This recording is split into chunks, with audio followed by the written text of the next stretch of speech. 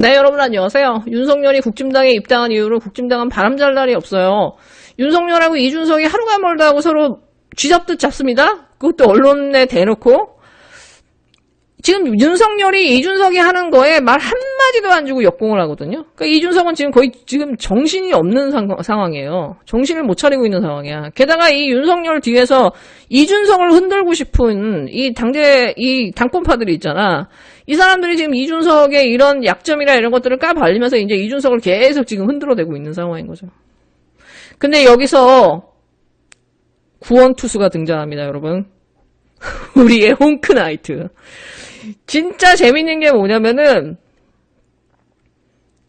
윤석열이 이준석한테는 한마디도 안 주고 진짜 다 일일이 대응하거든요. 일일이. 그래서 이준석을 막 그로기 상태로 만들려고 해요.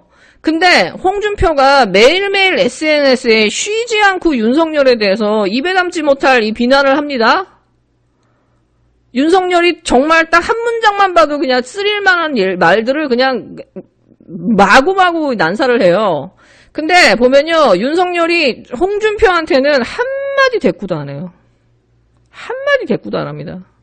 SNS에 그 문장 한두 마디도 대꾸하지 못할 정도라면 토론회가 일어났을 때 무슨 일이 일어날까.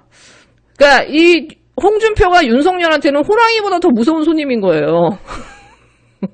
근데 제가 한 가지 말씀드리지만 이 윤석열의 이 멧돼지적 습성은요, 이 홍준표한테 기는 죽을 수 있을지 모르지만 그래도 그냥 당하고 있지는 않을 거다. 제가 볼 때는 홍준표도 내상을 상당히 입을 거다, 윤석열이랑 싸우면서. 네, 앞으로 진짜 완전히 팝콘 가격입니다. 네, 예전부터 꼭 다루고 싶은 드라마가 한 편 있었거든요. 여러분 한상특급 되게 좋아하시죠? 저도 환상특급 매니아인데 그 2019년에 나온 리메이크작 그 10편 중에 가장 제 마음을 사로잡은 편 에피소드가 뭐냐면 분더킨트. 분더킨트는 독일어로 귀재, 신동이란 뜻이잖아요. 여기서 말하는 이 신동은 뭐냐? 대통령감이 될 만한 인재. 또 하나는 이 대통령감을 알아보고 잘 키워가지고 끝내는 대통령으로 만들어내는 소위 말해서 이 정치 컨설턴트, 우리로 말하면 뭐 보수의 책사, 진보의 장자방 하는 사람들을 이제 일컬어서 이제 귀재라고 하는 거죠. 여기에 이 드라마의 주인공은 래프 행스라는 성공한 그 정치 컨설턴트예요. 이 사람은 오로지 여론조사 숫자 데이터만 믿습니다. 그러니까 아무리 인기가 없어도 자기가 봐서 이 데이터상에 이게 나오면은 이 사람은 이제 믿는 거죠. 지금 이 사람의 이 고객은 현직 대통령, 인기 없는 현직 대통령입니다. 이 대통령의 승리를 확신해요. 자기의 데이터 안에서. 근데 결과는 참패를 해요. 그리고 이 사람 쫓겨납니다. 믿을 수가 없는 거예요. 분명히 단 한 번도 틀린 적이 없었는데. 그러니까 이 데이터를 넘어서는 그 어떤 다른 변수가 있는 거예요. 대통령이 되는데. 그래서 이 사람이 이제 재기를 꿈꿉니다.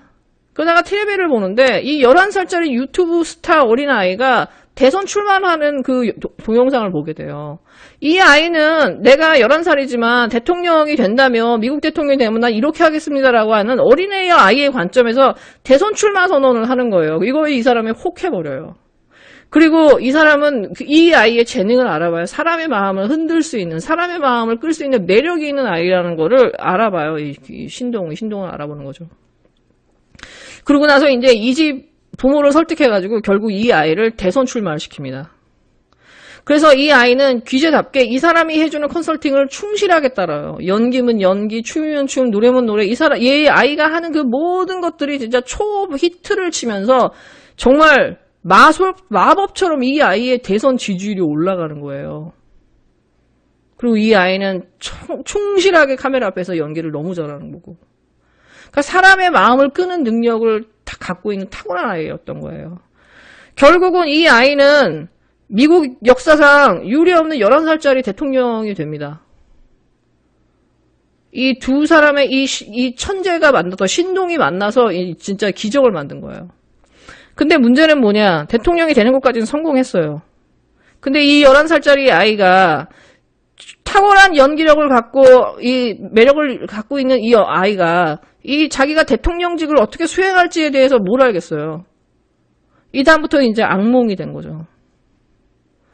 백악관은 진짜 장난감과 이 뭐 동물원이 되고 얘 먹고 싶은 거 다 먹고 이 아이가 알고 느껴야 되는 대통령이라고 하는 거는 그냥 왕인 거야, 왕. 밑에 있는 자기의 참모들은 자기의 하인인 거야. 그러니까 사실상 이 아이는 11살짜리 악동이자 독재자가 돼버린 거죠. 그리고 자기한테 반말이나 말을 하면은 반역자가 된 거예요. 그러니까 11살짜리 아이로 비유하고 있지만 사실은 트럼프를 비유하고 있는 거죠. 아니면 저질의 정치인, 깜냥이 안 되는 정치인, 그 소화기적인 정치인을 상징하고 있는 거죠. 여기서 래프 행스는 이렇게 이제 난장판이 돼가고 있는 이 그 백악관을 보면서 대체 내가 무슨 짓을 한 거지? 그래서 자기가 이제 한 일을 이제 후회하기 시작하고 이제 의심하기 시작하는 거예요. 근데 이 신동인 올리버는 이 래프 행스가 자기를 의심하고 자기를 반역할 거라는 거를 귀신같이 알아봐요.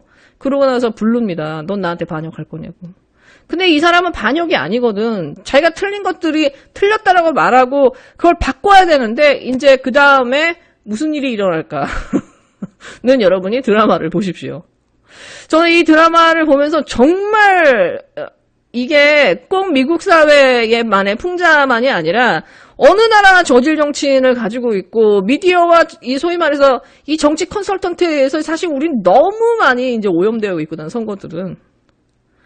사실 우리의 얘기이기도 한 거예요. 언론이나 정치평론가나 이런 사람들이 나서주지 않았으면 최재형이나 윤석열 같은 사람이 어떻게 지금 이런 지지율을 얻으며 어떻게 애국자며 공정과 정의의 화신이 될 수 있습니까? 지금도 여전히 만들어주고 있고. 근데 문제는 이 사람들이 대통령이 된 다음에 대통령이 만약에 돼요. 그 다음에 우리나라는 어떻게 될 것인가에 대해서 국민들은 한 번은 생각해봐야 되거든. 트럼프의 시대처럼. 그리고 또 한 가지는 그런 생각을 합니다. 이게 과연 그러면 저 진영에서만 일어나는 일인가? 그럼 우리 진영에서는 일어나지 않았는가? 우리 진영에서도 계속해서 일어나고 있죠. 계속해서 우리 진영도 야 민주당이 반드시 잡아야 되고 다음엔 누가 잡아야 되고 그래야 나아진다라고 하는 일종의 공포 마케팅과 그 다음에 민주당이 잡아야 저기 박원순도 살 수 있고 조국도 할 수 있고 추미애도 살 수 있는 이 감성파리가 계속해서 우리도 반복되고 있어요. 사실은 이 민주당을 지지하는 진보 세력이나 이 시민들은 시민운동의 관점에서 이 정당의 발전, 이 정치의 발전, 사회의 발전을 위해서 투표를 하고 있는데 어느 순간부터 우리는 빅스피커들이 말하는 대로 그들에게 충실하게 따르는 그냥 선거 그냥 노예로 전락해가고 있거든요. 그러면 이 사람들이 소위 진보의 책세러지, 진보의 장자방을 자처하는 이 사람들이 과연 그러면은 지금 최근 몇 년 동안 우리 진영을 제대로 이끌어 왔는가? 한번 저는 그 좀 지금 이제 대선이 얼마 남지 않은 시점에서 한번 전 생각해 볼 필요가 있다고 봐요. 첫 번째 김어준 같은 경우 공포파리에 돼가죠. 이 사람 맨날 뭐 몰빵 안 하면 대통령 위험하다. 대선을 이겨야 조국이 살아 돌아올 수 있다. 대선을 민주당이 이기면 조국이 살아 돌아온다. 지금 민주당이 그럼 집권을 안 했습니까?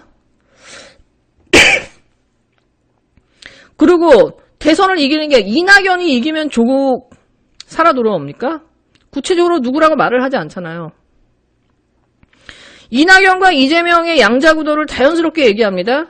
이낙연의 지지율의 30%가 이 윤석열한테 갈 것임에도 불구하고 그게 우리의 파이가 넓어진 거라고 희덕거리면서 박시영이랑 좋아합니다.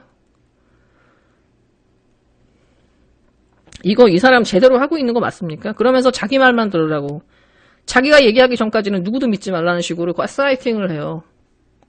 그 다음에 두 번째 박시영이요. 제가 볼 때 이 박시영은 우리 진영에 미친 해악이 너무 커요. 이 사람은 정치 컨설팅을 하면서 여론조사를 하면서 심지어 이제 정치 평론을 해요.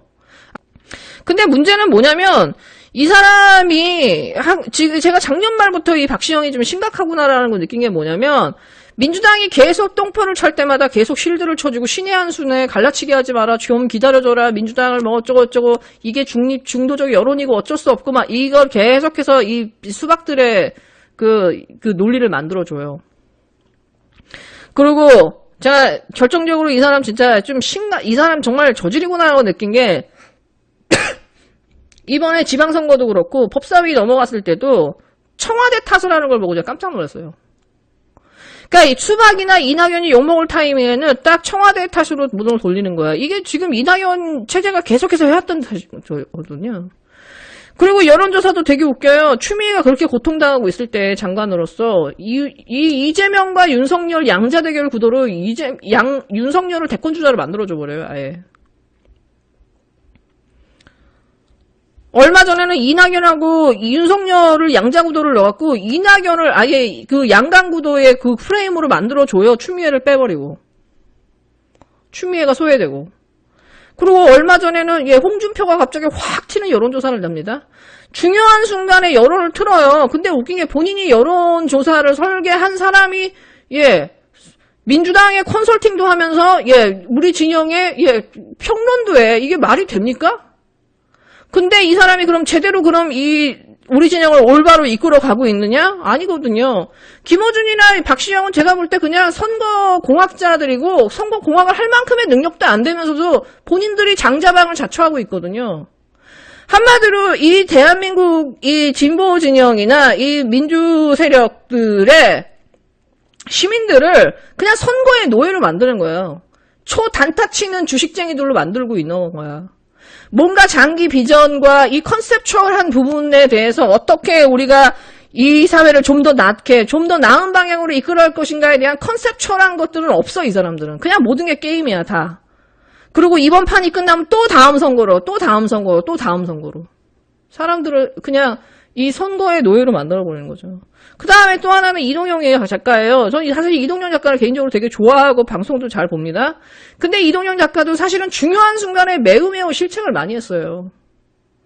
왜냐? 이 사람도 똑같아요. 사실 선거에 매몰되어 있는 거야. 모든 평론이나 정치 컨설팅이 선거 승리에 딱 맞춰 있어요. 이재명의 선거 승리든 민주당의 선거 승리든.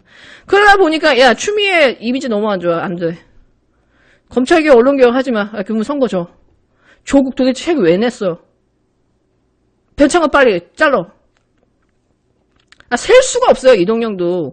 그러니까 결정적인 순간에 딱 수박들 논리대로 가는 거예요. 결정적인 순간에 조중동의 논리를 따라가는 거예요. 그렇게 해서 여론을 확 다 뒤집어 버려요. 그러니까 김어준이나 이 박시영이나 이 이동영 같은 경우는 공포와 감성 두 가지를 다 팔면서도 자기 이익은 다 챙긴단 말이지. 그러면서 이 사람들은 민주당이랑 너무 가까운 거예요. 그럼 이 사람들이 정말 정확하게 그 시민들이 바라는 것들을 구현해주고 있는 사람들입니까? 아니면 자기 정치를 하고 를 파는 사람들입니까? 그러니까 자기가 정치 평론을 할 거면 정치 평론에서 머물러야 되는 거예요. 근데 오피니언 리더의 역할을 하면서 뭔가 자기가 잡은 장자방의 역할을 하려고 하고 있거든. 근데 그렇게 할 만큼의 제가 볼 때 깜냥이 전혀 안 돼요. 이분들 다. 우리 진영에 아직 그런 사람을 제가 발견하지도 못했을 뿐만 아니라 점점 이 정치 컨설팅이든 평론이든 이 질이 안 좋아지고, 그리고 이들의 이 평론은 점점 시민들의 바램과 반대로 가고 있는 거야. 그리고 이렇게 가면은 다 좋아질 거야. 모든 게 좋아질 거야. 그러니까 이 사람 찍어 이렇게 해라고 했지만 결국 결과는 다 수박밭이 됐거든요. 그렇게 해서 이 사람들의 이 행위는 사실은 자기들의 이익과 수박들의 이익을 챙겨줬지, 정말로 돈 내고 시간 들이고 운동하고 있는 시민들한테는 계속해서 이게 정말 채워질 수 없는 이 배고픔의 헝거를 주는 거예요. 지금까지 해왔던 것들을 한번 생각해 봐야 된다. 그리고 시민들도 그 사람들한테 아닌 건 아니라고 말할 수 있어야 된다. 뇌를 놓고 그냥 그 사람들 따라가기보다는. 그 환상테크 맨 마지막에 그 조던 필 감독이 이런 나레이터를 합니다. 사회는 깨지기 쉬운 생태계입니다. 올바른 거짓말로 사람들을 당혹해하고 현혹하죠. 결국 사람들은 광기에 눈이 멀어버립니다. 그들의 얼굴 앞에서 말이죠. 래프 행스는 아메리칸 드림을 팔아먹고 살았습니다. 하지만 일단 한번 팔렸을 때 진정한 악몽을 창조했습니다. 특히 되돌릴 수 없는 악몽을요. 몰빵은 팔렸죠. 되돌릴 수 없는 악몽을 창조했잖아요. 책임졌습니까? 우리 지금 그런 게 너무 많아요. 그리고 그것이 또 다른 선거로 또 묻혀져요. 네, 여러분 즐거운 하루 되세요.